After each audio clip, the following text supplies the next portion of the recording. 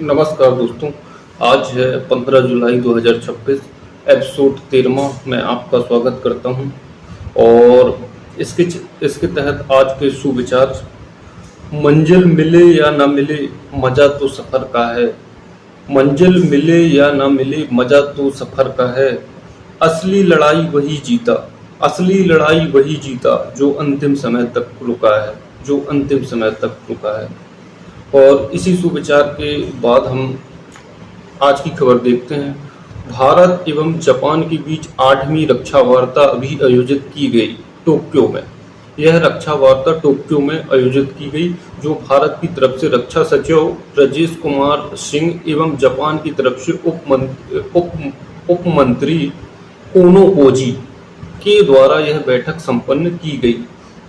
अब रक्षा वार्ता क्या होती है? रक्षा वार्ता जब दो देशों की जब बड़े प्रतिनिधि आपस में रक्षा सहयोग, प्रौद्योगिकी, साइबर सुरक्षा, विभिन्न मुद्दों पर चर्चा करते हैं, तो यह एक औपचारिक बैठक होती है। और यह जापान से सर्वप्रथम 2007 में यह बैठक शुरुआत हुई थी। और जो साइबर सुरक्षा, प्रौद्योगिकी विकास, रक्षा उपकरण के मुख्य बिंदु थे। और सबसे बड़ा बिंदु था हिंद प्रशांत क्षेत्र। हिंद प्रशांत क्षेत्र की सुरक्षा के लिए साझा सहयोग। अब हिंद प्रशांत क्षेत्र की सुरक्षा के लिए एक साझा सहयोग क्यों जरूरी है? क्योंकि जो हिंद प्रशांत क्षेत्र है, कहीं न कहीं उस पर चाइना का प्रतिनिधित्व इस समय अधिक चल रहा है। उसकी आक्रामक नीति चल रही है एवं सैन्यवादी रवैया देखा गया है।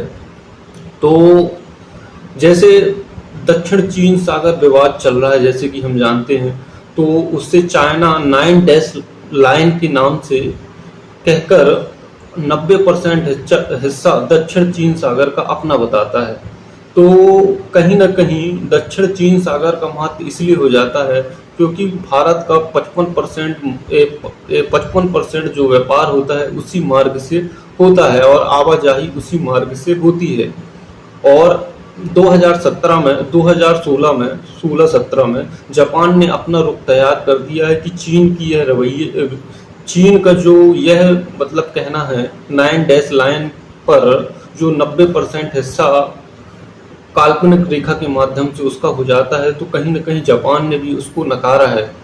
क्योंकि अंतर्राष्ट्रीय संधि कहती है, अंतर्राष्ट्रीय समुद्री संधि कहती है कि 200 मील तक आनंद आर्थिक क्षेत्र जो है 200 मील तक उस देश का होगा, जो मतलब तटीय क्षेत्रों के देश है, जो समुद्र के किनारे लगे हैं, उनका क्षेत्र होगा। तो ऐसे में कहीं ना कहीं जो चीन का रवैया है वह अंतर्राष्ट्रीय कानूनों के खिलाफ है।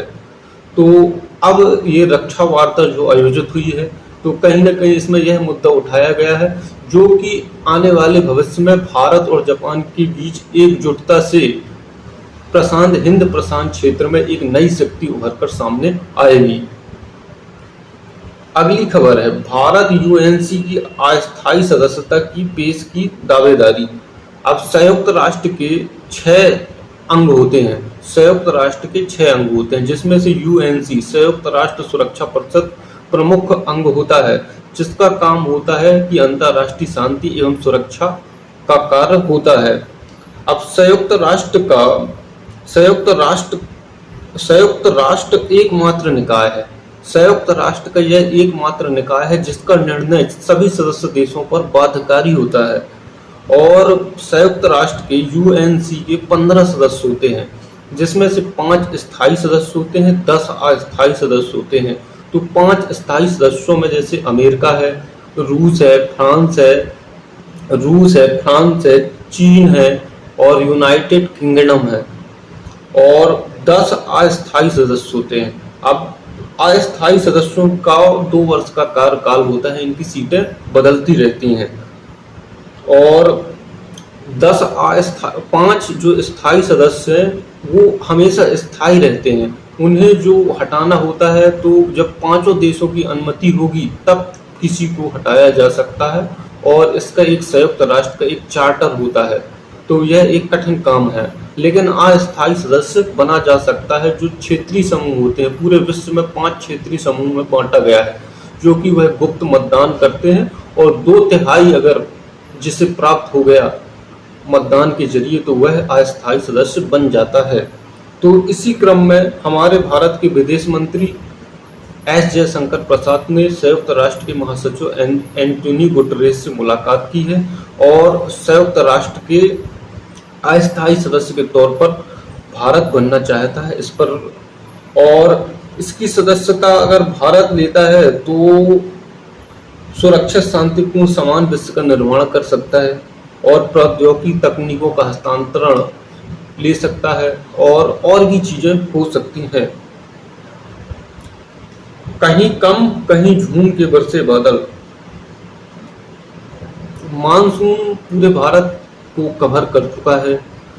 आज 15 जुलाई के दिन पूरे भारत को कवर कर चुका है, लेकिन अब भी सामान्य से कम बारिश और सामान्य बारिश ये मतलब ज्यादातर देखा गया है।